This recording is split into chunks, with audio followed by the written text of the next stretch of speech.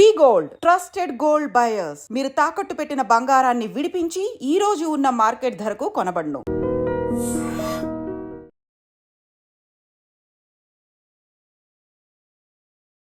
నమస్కారం, నా పేరు డాక్టర్ షగుఫ్తా. నేను న్యాచురోపతి డాక్టర్ని. ఈ మధ్య కాలంలో కాన్స్టిపేషన్ అండి భయంకరమైన ప్రాబ్లం. ఇది ప్రాపర్ మోషన్ అవ్వట్లేదు మనిషికి.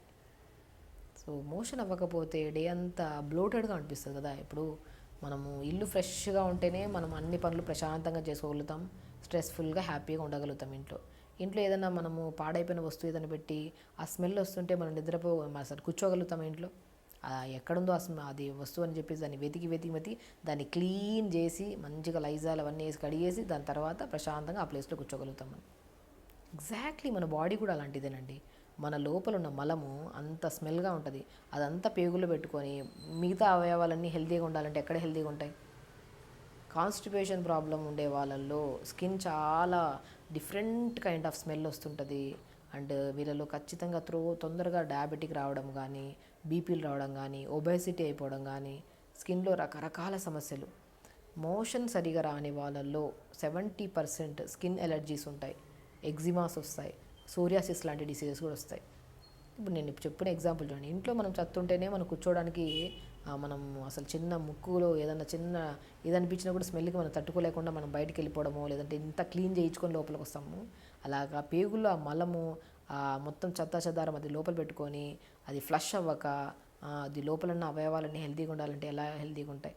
కాబట్టి మలబద్ధక సమస్య 100% క్యూర్ అవ్వడానికి బెస్ట్ సొల్యూషన్ ఏంటంటే, ఎందుకంటే మలబద్ధక సమస్య పోలేదనుకోండి, it leads to piles, fistula. అది ఇంకో భయంకరమైన సమస్య. అది ఆ బ్లడ్ మోషన్కి వెళ్ళినప్పుడు బ్లడ్ పడడము, లేదంటే ఫిస్టులా అని అది మనకి ఏదో చిన్నగా ఒకటి ఏదో మనకి టచ్ అవుతూ ఉంటుంది స్పింక్టర్స్ లాగా కొద్దిగా, అలాంటి ఇష్యూస్ వస్తుంటాయి అన్నమాట.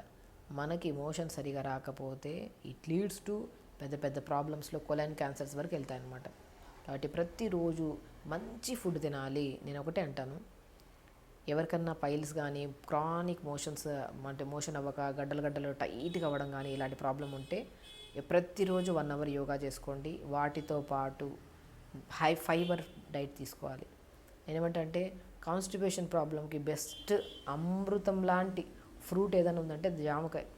అద్భుతంగా పనిచేస్తుందండి. ప్రతిరోజు 2 జామకాయలు తినే వాళ్ళలో ఇమ్యూనిటీ బాగుంటుంది, మోషన్ ప్రాబ్లం ఉండదు, స్లీప్ బాగుంటుంది, స్కిన్ బాగుంటుంది, and they are very healthy అంట. నేను జామకాయ వల్ల ఒక్కటి కాదండి, దాని హిందీలో అమృత్ అంటారు.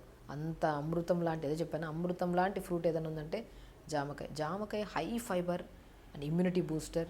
మనకి ఎన్నో రకాల క్యాన్సర్స్ రాకుండా కాపాడడానికి స్కిన్కి కానీ హెయిర్కి కానీ ప్రత్యేక ఐబాల్ కూడా అద్భుతంగా పనిచేసే ఫ్రూట్ ఏదైనా ఉందంటే జామకాయ.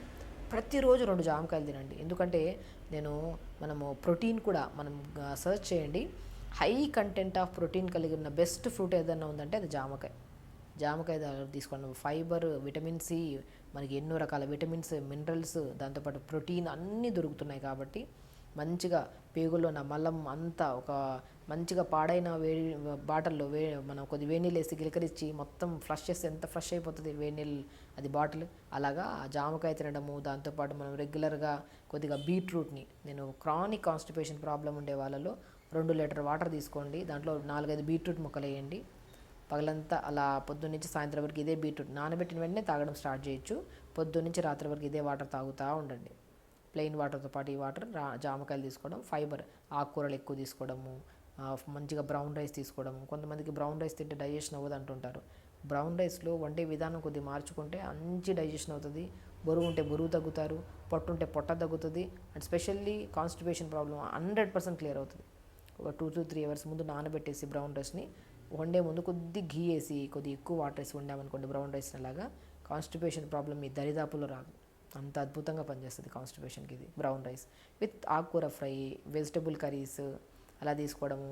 డిన్నర్కి వచ్చిన తర్వాత లైట్గా ఏదైనా టిఫిన్స్ పెట్టుకోవడం. టిఫిన్స్ కూడా 80% వెజిటబుల్స్ తీసుకోవాలి, 20% ఏదైనా రవ్వ లాంటిది తీసుకొని మంచిగా రవ్వ దలియాలాగా చేసుకొని తినడము.